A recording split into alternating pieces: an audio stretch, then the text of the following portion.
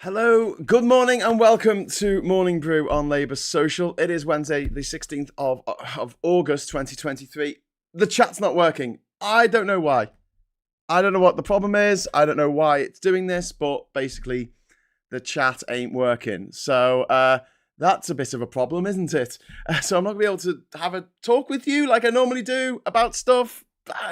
So, I'll just crack on and hopefully you can enjoy this non-interactive episode of Morning Brew. I don't know what is going on with YouTube. There's nothing that I've changed. I used the same settings that Phil used yesterday, and for some reason, yeah, we're not getting any. We're not getting any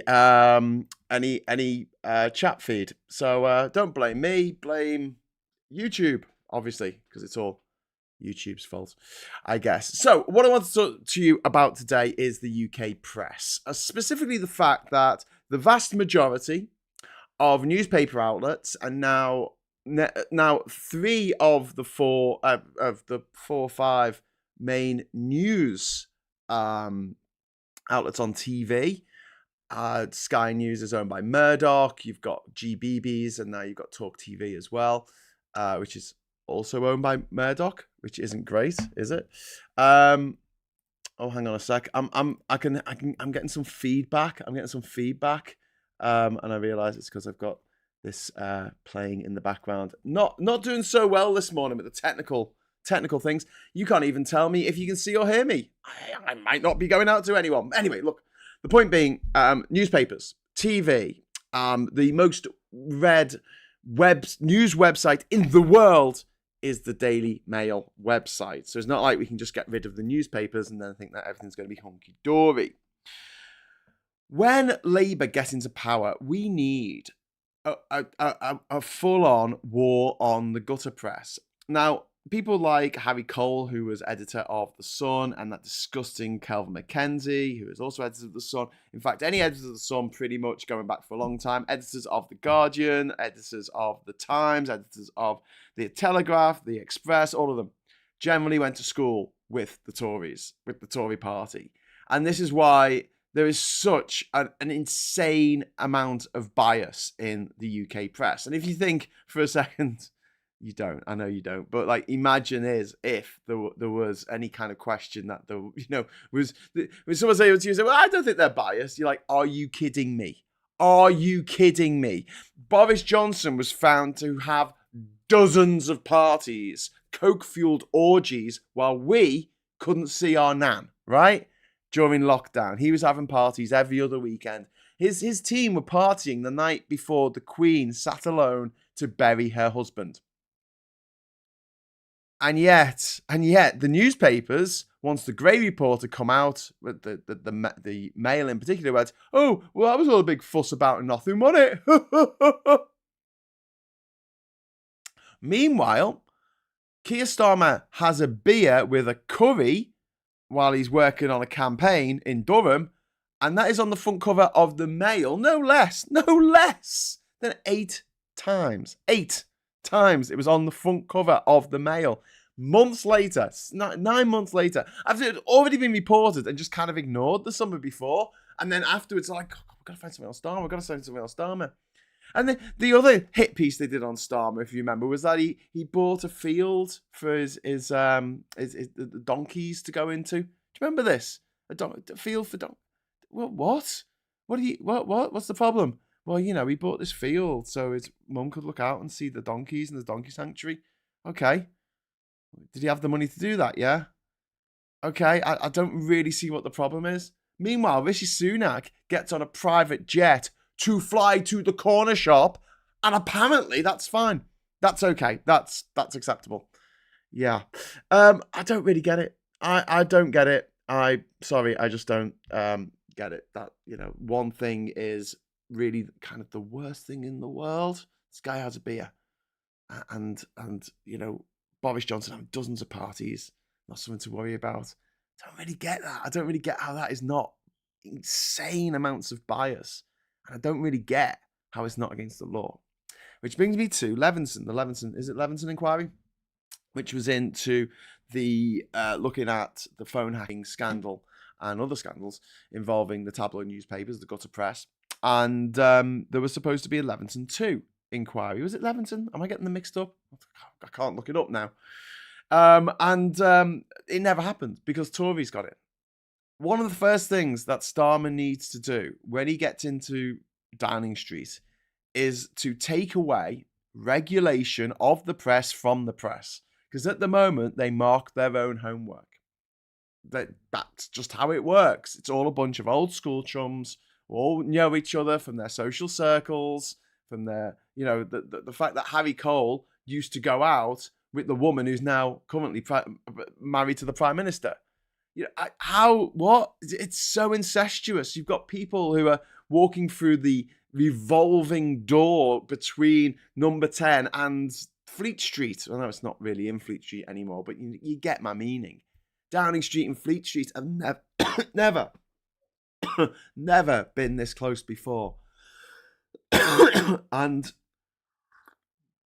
I shudder to think of what they're going to do to Keir Starmer when he becomes Prime Minister, when they just attack literally everything he does, which they will do, which they will do.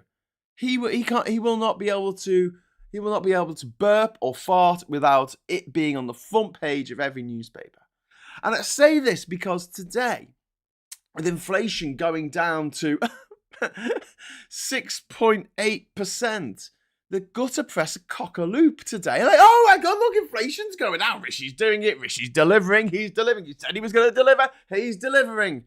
The reality is that inflation may well go back up again in the next couple of months. Inflation is still insanely high. It's still going up by 6.8%. It's still going up. It's like there's a bath filling with water, and now it's filling a little bit not as fast as it was. So let's say when inflation went up to 10%, it was flowing at as fast as it could. So it's, now it's flowing at 60% of that. Actually, 68% of that. So would you really notice? Prices are still going up by a lot. But reading the newspapers, if that's the only way you got your information, you'll be like, yeah, this is great. We're doing well. We're doing awesome at the moment. Wonderful. Yeah. And that is kind of scary. Also, it looks like inflation is going to go up as well. Sorry, not inflation. Interest rates are going to go up as well. So you've got this like dual nightmare of these higher than anywhere else inflation rates, and the fact that interest rates are going to look like they're set to climb. And the fact that basics have just gone through the freaking roof. I just went to the shop to get some butter and some milk. It wasn't the butter I wanted, and it wasn't the freaking milk I wanted. And yet it cost me £5.08. And I was like, great. And today I can't take any super chats because the chat isn't working. Oh! Anyway, bit frustrating. Sometimes I don't know why I bother. But the thing is, that the tabloids and Rishi Sunak and his government are chalking this up as a win. And when inflation comes down, because of course inflation's going to come down, and this is a huge thing, like the government doesn't have that much direct control over inflation. It's just good governance means that it should be down around 2%, which is the Bank of England target rate. But the rate getting up to 10%, that was because of bad governance. And the fact that one of his pledges at the beginning of the year was to halve inflation. It's hardly anything to brag about. The bath is would still be filling up just half as fast as it was. But it would still be filling up. People are really suffering at the moment through the worst cost of living crisis since the war. They're living through a period of unparalleled economic downturn for this country. We have given up so much for no good reason, because we were told to by these privately educated toffs like Farage, like Aaron Banks, like Dominic Cummings, like Boris Johnson, like Gove. Are you sensing a theme here? Are you seeing that there's... Can you link the dots together? Where does it all... It puts a big circle around Eton, or maybe the other public schools that are out there. But the point is, like, the fact that we've done this to ourselves, and the government can go, well, you voted for Brexit, but we didn't. We didn't. And although I did say on my video the other day that, there are a lot of people out there who voted for Brexit no matter what, it only got over the line because of Nigel Farage's racism, because of Russian interference, because everyone cheated, everyone lied, everyone broke the law. That's what happened. And there's been no inquiry into it whatsoever. And I was reading yet another Brexit story a couple of days ago, and it was a woman who used to go. She was a pensioner. She used to go to Rome, not Rome, Italy. She used to go to Italy every year. She'd go for a long periods in Italy, and then she'd come home with a suitcase full of olive oil and stuff, and Parmesan cheese, and then she would sell that in Manchester, where she lived. Or something like that, And she was saying, I voted for Brexit, but I didn't expect it to affect me. I voted for the leopard-eating People's Faces Party, but I never thought they'd eat me. Eat my face. Yeah, funny that. But what's irritating me about these stories, and I've got friends who are like, Graham, you need to stop slagging off people who voted for Brexit, who realise the error of their ways now. Stop sort of this... stop with the shroud and fraud. It's not great because we need to get people on side. And I'm like, yeah, I get that. I do. And I try my best not to go nuts about them. But at the same time, they don't say sorry, do they? I haven't heard anyone say sorry. No one said sorry to me. No one in my group of family or friends who voted for Brexit have said sorry to me. All said sorry in an article. I just want to say sorry to all the people whose lives I ruined, like I ruined my own. It's always like, oh, I ruined my own life.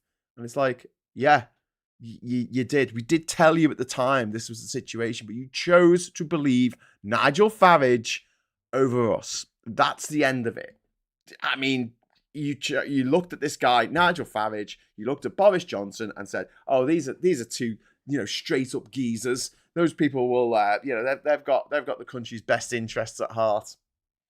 Yeah, indeed. Anyway, back to the press. So what we need is another Leveson inquiry. I'm keep calling it the Leveson inquiry. I hope that's the name of the press inquiry. I'm just gonna type it into Google just to make sure, because otherwise I might just delete this whole video. Because the whole point of Morning Brew is that we have a conversation, a two-way street. Your comments coming in thick and fast, and obviously it's not working today for whatever reason. Press inquiry, Leveson. And the thing is, I know that if we were doing this with the chat, you'd all be shouting at me. Yes, it was the Leveson inquiry. The Leveson. There's no N in it. There is at the end. Leveson inquiry. So we need Leveson 2, which will set up a new framework for how press complaints are put in place. And also, what Sunak needs to do is to stop these oligarchs like Rothermere, like Murdoch, like the Barclay brother, like Desmond Morris. I keep calling him Desmond Morris. He's a bloody... he's the animal guy. Richard Desmond. Sorry, Desmond Morris. 1980s wildlife presenter. Those people need to be brought in line. And the way you do this is you say things like, if you're going to own a newspaper in this country, in fact, you can only own one newspaper. There you go. There's a new rule. You can only own one newspaper. Okay. Right. Next rule. If you are a newspaper owner in this country, you have to live in this country. And not just, for just have a house in Belgravia that you visit once every 6 years. No. You've got to live here. You've got to prove that you've been in this country for, like, say, 8 months of the year. Yeah.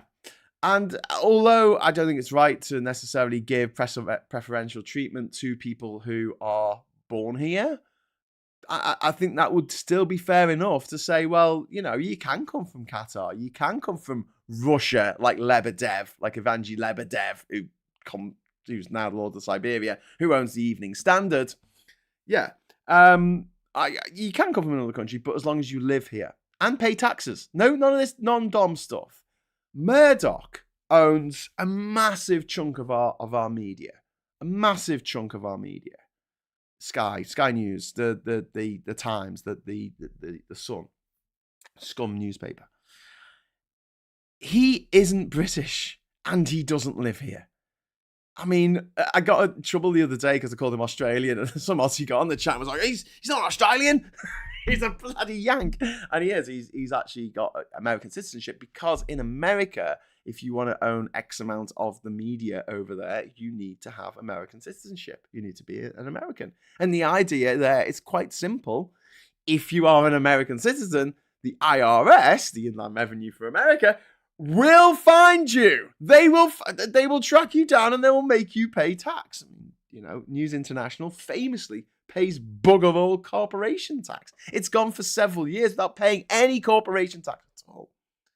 So clamp down on it. And the incoming Labour governments, they might not see this as a massive priority given the whole host of nightmare scenarios that are all going on at the same time at the moment, where we've got the cost of living crisis, we've got the Ukraine conflict, we've got climate change. Oh my God, climate change. I am genuinely shitting bricks about the next few months, because there's going to be flooding here. I don't think it's going to be too bad, but there's already a storm coming in at the weekend.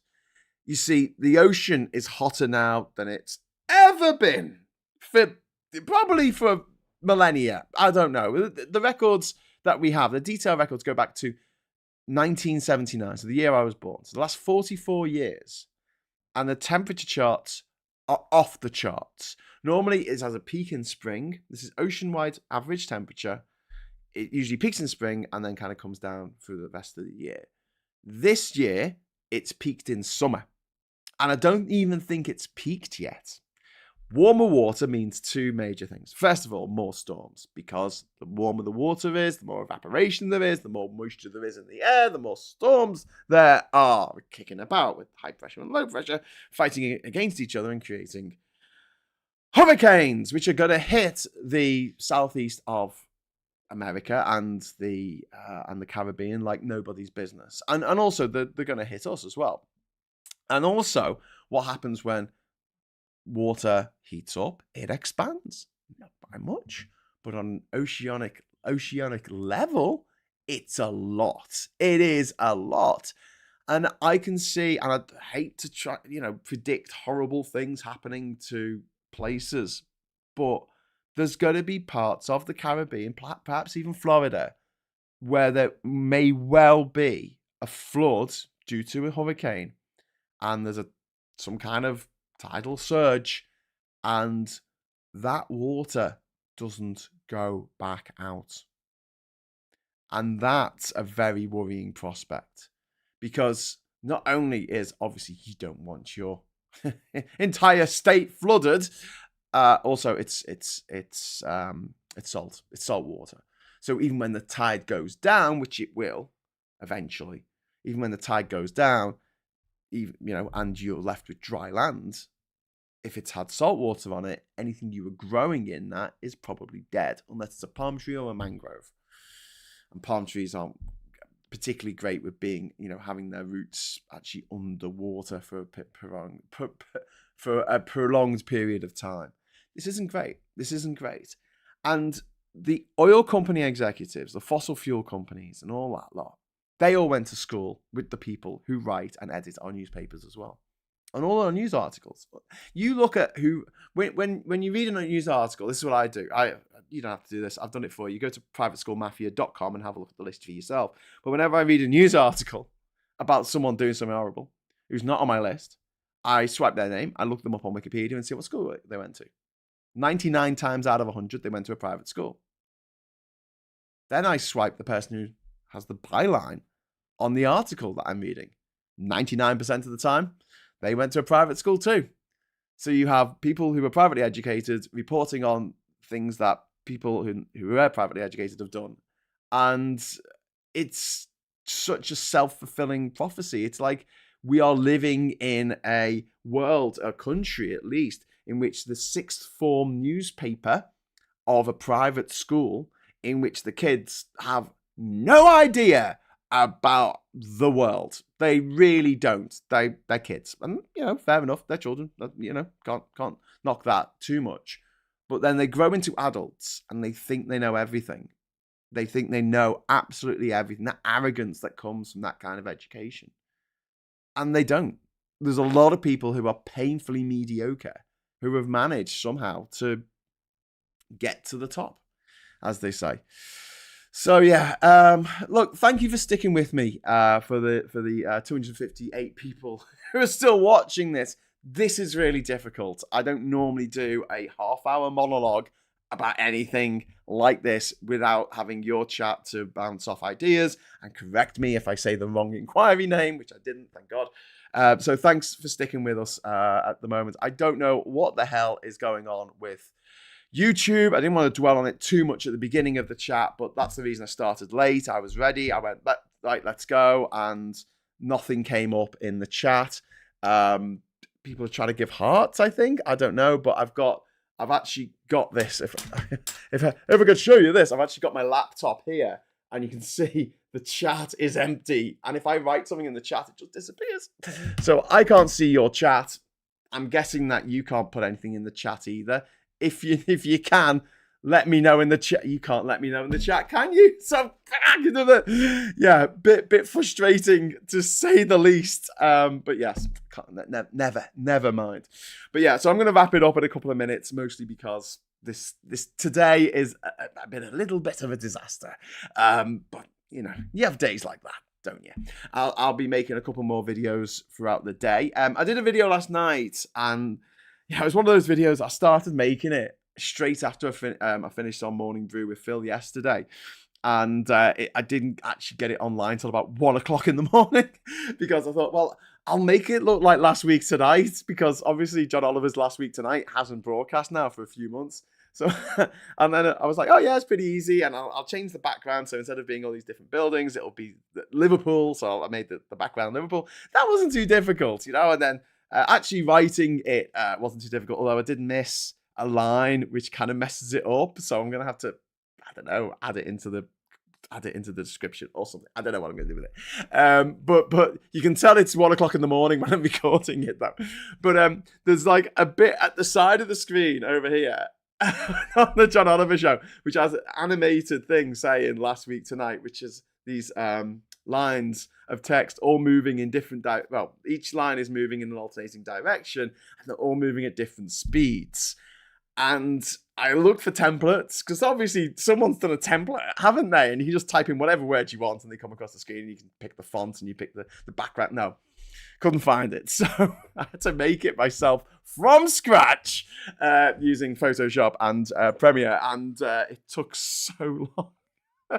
And it's one of those things like something no one's going to notice ever. But, I wanted to get it looking like a little pastiche as best I could. A Cornish pastiche of John Oliver's Last Week Tonight. Anyway, watch the video. It's about Trump. And what I thought was, when I do the Moments of Truth, I want them to be about British politics and what's going on in Britain.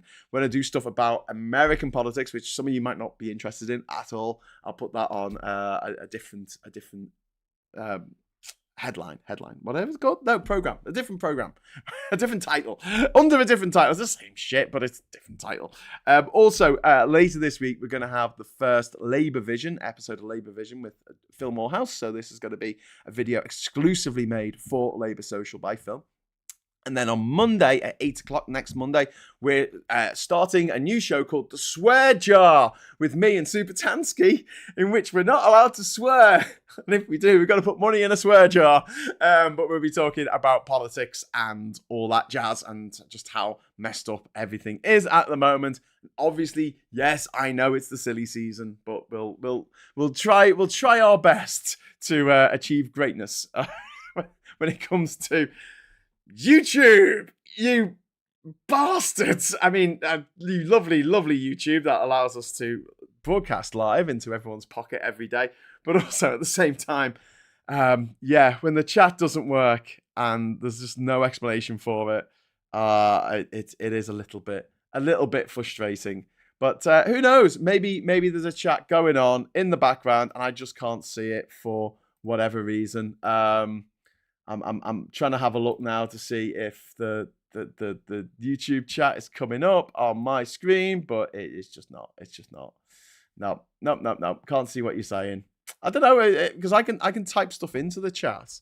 So I'll type in howdy. There you go. I just typed in the word howdy into the chat, and it just shows my thing saying howdy. That's it. Anyway, oh wow! Someone's put some super chat in. I can see in the chat revenue that there's £5 super chat, but I don't know who put it in. So thank you, whoever you are. You're a beautiful, awesome person. I'm just gonna go on my laptop. Sorry to do this while I'm doing this live, but I'm assuming that if someone could put a super chat in, maybe the chat has come up. Maybe I have a ton of maybe I have a ton of messages. No, it's empty. It's empty. Getting a load of emojis though. These emojis are like, hey, we want to talk, but we can't. Maybe I'm just not allowed to see the chat. Maybe I've changed the permissions and banned myself from the chat. Maybe I've been banned from my own chat. Could happen. Anyway, I'm going. I'm out of here. Thank you so much for watching. Thanks for putting up with the technical problems. I'll try and get that sorted before Phil joins us tomorrow morning for the next morning brew with your chat, I hope. But until then, thanks for watching. Thanks for the super chat, whoever you are. And until next time, I'll say hello, good evening, welcome, and goodbye.